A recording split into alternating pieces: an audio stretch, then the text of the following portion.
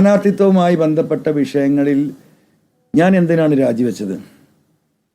ഞാൻ രാജിവെച്ചതിലെ അന്നത്തെ പ്രധാന വിഷയം ഈ പറയുന്ന വനഭേദഗതി ബില്ലും അതോടൊപ്പം 2-3 കാര്യങ്ങൾ ഉയർത്തിയിട്ടാണ് ഞാൻ രാജിവെക്കുന്നത്. ജനങ്ങൾ നിലമ്പൂരിലെ പല വിഷയങ്ങളും തടസ്സപ്പെടുന്നു. ജനങ്ങൾ എന്തിനു വേണ്ടിയാണോ LDFന് വോട്ട് ചെയ്തത്, ആ വിഷയങ്ങളിൽ ആ ഗവൺമെൻറ്റിൽ നിന്ന് പല എതിരായ നടപടികളും ഉണ്ടാകുന്നു. മൂന്നാമത്തെ കാര്യം, വീണ്ടും LDF ഗവൺമെൻറ് തന്നെ അധികാരത്തിൽ വരാൻ പോകുന്നു. മൂന്നാമതും പിണറായി ഗവൺമെൻറ് വരുമെന്ന നരേഷൻ ഇവിടെ സൃഷ്ടിക്കപ്പെടാൻ ശ്രമിക്കുന്നു. അത് ശരിയല്ല. നിലമ്പൂരിലെ ഉപതെരഞ്ഞെടുപ്പിലൂടെ കേരളത്തിൽ LDF അല്ല അധികാരത്തിൽ വരാൻ പോകുന്നത്, UDF ആണ് അധികാരത്തിൽ വരാൻ പോകുന്നത് എന്ന ഒരു വോട്ടിംഗ് പാറ്റേണിലൂടെ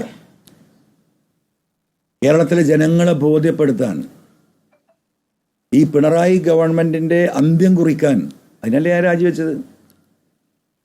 ആ രാജിവെക്കുമ്പോൾ എന്താ വേണ്ടത്?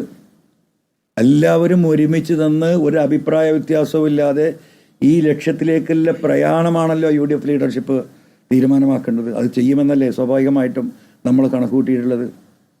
അതിനുതകുന്ന ഒരു സ്ഥാനാർത്ഥിയാവണ്ടേ? ഷൗക്കത്തുമായി വ്യക്തിപരമായ അഭിപ്രായ വ്യത്യാസങ്ങളുണ്ട്. അത് ആ അഭിപ്രായ വ്യത്യാസമൊന്നും ഇപ്പോൾ നമ്മൾ ഏറ്റെടുത്ത ഒരു മിഷന് തടസ്സമേ അല്ല. നിങ്ങൾക്കറിയാം, ഇന്നലെ അദ്ദേഹം ഞാൻ ഒരുമിച്ചാണ് ചോർന്നത് ഒരു കല്യാണ വീട്ടിൽ വെച്ചിട്ട്. ഞങ്ങൾ അത്ര വലിയ എതിർപ്പുണ്ടെങ്കിൽ ആരെങ്കിലും തൊട്ടടുത്ത് പോയിരുന്ന ഭക്ഷണം കഴിക്കും. ഇഷ്ടംപോലെ സീറ്റ് അവിടെ അല്ലേ. അദ്ദേഹവുമായുള്ള വിഷയം വേറെയാണ്. അത് ഇവിടെ ഇപ്പം ചർച്ച ചെയ്യപ്പെടേണ്ടതല്ല. അത് ചർച്ച ചെയ്യപ്പെടേണ്ട ഘട്ടത്തിൽ അന്ന് നമുക്ക് ചർച്ച ചെയ്യാം. അത് ഇലക്ഷന് മുമ്പാവുമോ പിമ്പാവുമോ അത് ഉണ്ടാവുമോ എന്നൊക്കെ നമുക്ക് പിന്നെ നോക്കാം. ഇപ്പോൾ UDF നിർത്തിയ ഒരു സ്ഥാനാർത്ഥിയെ ഇനി എന്താ പറയുക, ഈ ചർച്ചകൾ നടക്കുമ്പോൾ അതിൻ്റെ മുകളിലൊരു ചർച്ചയിലേക്ക് ഞാൻ കിടക്കുന്നില്ല. അവിടെ എൻ്റെ വിഷയം ഒരാൾക്കും എതിർപ്പില്ലാത്ത, ആ സമൂഹത്തിൽ നിന്ന്, നിലമ്പൂരിലെ പൊതുസമൂഹത്തിൽ നിന്ന് എല്ലാവർക്കും വോട്ട് ചെയ്യാൻ പറ്റുന്ന ഒരു സ്ഥാനാർത്ഥിയാണ്. സ്ഥാനാർത്ഥിയുടെ കുഴപ്പം കൊണ്ടൊരു വോട്ട് പോകരുന്ന, വോട്ടാർക്ക് ആരുമാകട്ടെ. ഞാൻ പറഞ്ഞു, സ്ഥാനാർത്ഥിക്ക് ഒരു പ്രസക്തി ഇല്ല എന്ന് ഞാൻ പറഞ്ഞു 2-3 ദിവസം മുമ്പ്. നിങ്ങൾക്കറിയാം, അവിടെ ജനങ്ങളും ഈ പറയുന്ന LDF തമ്മിലെ പോരാട്ടമെന്ന് പറഞ്ഞു. അപ്പോൾ ആ സ്ഥാനാർത്ഥിയുടെ ഒരു കുഴപ്പം കൊണ്ട്, അല്ലെങ്കിൽ അദ്ദേഹത്തിൻ്റെ എന്തെങ്കിലും പ്രയാസം കൊണ്ട് ഒരു വോട്ട് പോകരുതെന്ന് ഞാൻ ഉദ്ദേശിച്ചുള്ളൂ. ഇനിയിപ്പോൾ ഒരു വേറൊരു സ്ഥാനാർത്ഥിനെ തീരുമാനിക്കപ്പെടുമ്പോഴും ആ സ്ഥാനാർത്ഥിക്കും ചില പരിമിതികളൊക്കെ ഉണ്ടാവും. സ്വാഭാവികമാണ്, മനുഷ്യ സഹജമാണ്. അപ്പോൾ ഇപ്പോൾ എന്താ പറയുന്നത്, അൻവർ അധിക പ്രസംഗിയാണ്. ഞാൻ എവിടെയാണ് അധിക പ്രസംഗം നടത്തിയത്? സ്ഥാനാർത്ഥിയെ തീരുമാനിക്കപ്പെടുന്നത് വരെ എൻ്റെ ധാരണ എന്താ, പൊതുസമൂഹത്തിൻ്റെ ധാരണ എന്താ? UDFൻ്റെ സ്ഥാനാർത്ഥി ഉണ്ടാവും, മോശം ഉണ്ടാവില്ല.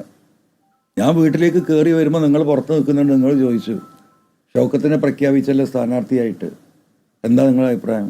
എനിക്ക് വ്യക്തിപരമായ അഭിപ്രായ വ്യത്യാസമുണ്ട്, അത് ഞാൻ പറഞ്ഞു.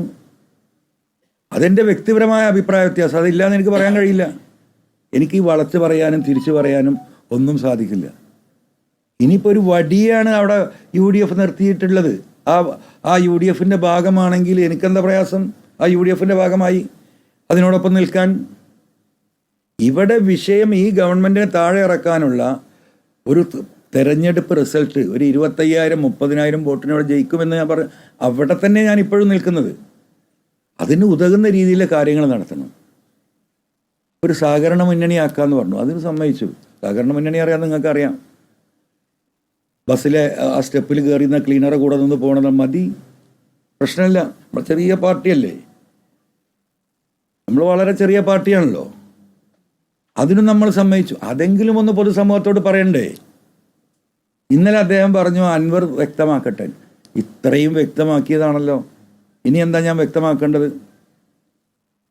ഈ കഴിഞ്ഞ 3-4 മാസമായി ഒരു മനുഷ്യൻ്റെയും ഒരു പാർട്ടിയുടെയും എന്നെ വസ്ത്രാക്ഷേപം നടത്തിയിട്ട് എന്താ തെരുവിലേക്ക് വിട്ടിരിക്കുക അല്ലേ? ഇന്നലെ എന്താ ചെയ്തത്? വസ്ത്രാക്ഷേപം നടത്തി തെരുവിൽ വിട്ട് എൻ്റെ മുഖത്തേക്ക് ചളിവാരി എറിയണം. അത് കാണുന്നുണ്ടല്ലോ എല്ലാം. ഇന്നലെ അദ്ദേഹത്തിൻ്റെ തീരുമാനം എന്താ? എന്നെ ദയാവധത്തിന് വിട്ടിരിക്കുകയാണ്. ദയാവധം. എന്ത് തെറ്റാ ഞാൻ ചെയ്തത്? അതും കൂടെ ഒന്ന് വിശദീകരിക്കണ്ടേ?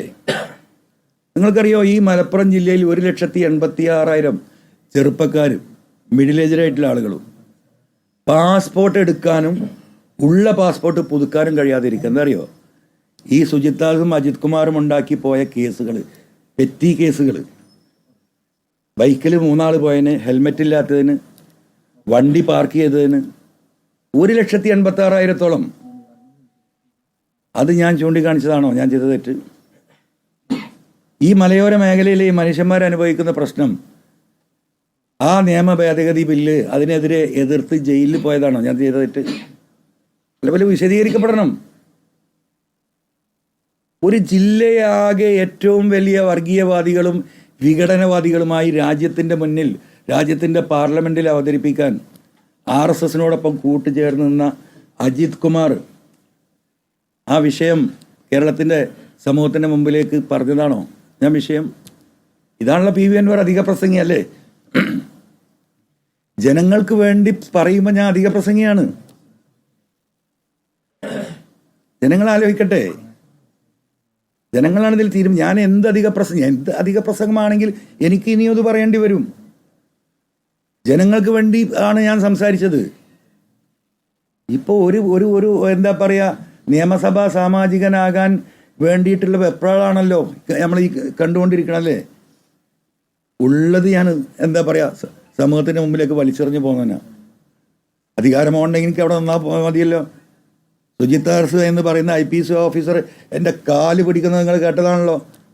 സാറേ 30 കൊല്ലം എനിക്ക് ഇനിയും സർവീസ് ഉണ്ട്, സാറിൻ്റെ കൂടെ ഞാൻ ഉണ്ടാവും, സാറ് പറയണ എന്ത് ജോലി ഞാൻ ചെയ്യും, ദയവായി എന്നെ ഉപദ്രവിക്കരുത്, ആ മരക്കേസ് മരം പോയ നിങ്ങൾ കൊടുത്ത പരാതി ദയവായി ഒന്ന് പിൻവലിക്കണം, അല്ലേ? എന്തെല്ലാം ഇട്ടെറിഞ്ഞു ഞാൻ. എൻ്റെ ജീവന് വല്ല സംരക്ഷണമുണ്ടോ? ഞാൻ സർവശക്തനായ ദൈവത്തിൽ എന്താ പറയുക അർപ്പിച്ച് നടക്കുന്നവരായതുകൊണ്ടാണ് ഞാൻ ഈ ഭൂമി കൂടെ എപ്പോഴും നടക്കുന്നത്. 4 ഗവൺമെന്റ്മാരുണ്ടായിരുന്നു, പിൻവലിച്ചില്ലേ? വീടിന് സംരക്ഷണം ഉണ്ടായിരുന്നു, പിൻവലിച്ചില്ലേ? എന്തെല്ലാം ഞാൻ നേരിടുന്നുണ്ട്. 3-4 സ്റ്റാഫിന് സർക്കാർ ശമ്പളം കൊടുക്കുന്നുണ്ടായിരുന്നു, എല്ലാം പോയില്ലേ? എന്തിനേറെ പറയുന്ന എൻ്റെ പാർക്ക് വിഷയം നിങ്ങൾക്കറിയാം. അത് 5-6 കൊല്ലം കേസ് കൂടി, സുപ്രീം കോടതി നടക്കം കേസ് കൂടി. ജിയോളജിക്കൽ സർവേ ഓഫ് ഇന്ത്യയിലെ ഏറ്റവും വലിയ അതോറിറ്റിയാണ് ഭൂമി സംബന്ധമായി പറയേണ്ടത്. ആ ജിയോളജിക്കൽ സർവേ ഓഫ് ഇന്ത്യ ഇവിടെ വന്ന് സർവേ നടത്തി ഇതിനൊരു കുഴപ്പമില്ല എന്ന് പറഞ്ഞ് കേരളത്തിലെ ഡിസാസ്റ്റർ മാനേജ്മെൻറ്റിന് റിപ്പോർട്ട് കൊടുത്തിട്ട് ആ റിപ്പോർട്ടിൻ്റെ അടിയിൽ ആ പാർക്ക് പ്രവർത്തിക്കാൻ ഫങ്ഷൻ ചെയ്യാൻ ഡിസാസ്റ്റർ മാനേജ്മെൻറ്റിൻ്റെ മന്ത്രി കൂടിയാണ് ബഹുമാനപ്പെട്ട മുഖ്യമന്ത്രി, അദ്ദേഹത്തിൻ്റെ ഒരു സിഗ്നേച്ചർ മതി. ആ ഫയൽ മേശപ്പുറത്ത് കിടക്കുമ്പോഴാണ് ഈ പ്രശ്നങ്ങൾ ഉണ്ടാക്കണം. എനിക്കെന്താ 4 ദിവസം മാറിക്കൂടെ ഇരുന്നോ? 4 ദിവസം കഴിഞ്ഞിട്ട് എനിക്ക് പറഞ്ഞാൽ മതിയായിരുന്നല്ലോ, ആ ഒപ്പിട്ട് വാങ്ങിയിട്ട്. ഇനി എന്താ നഷ്ടപ്പെടാൻ ബാക്കി? ഈ കാര്യങ്ങൾ മുഴുവൻ നമ്മൾ സഹിക്കണം.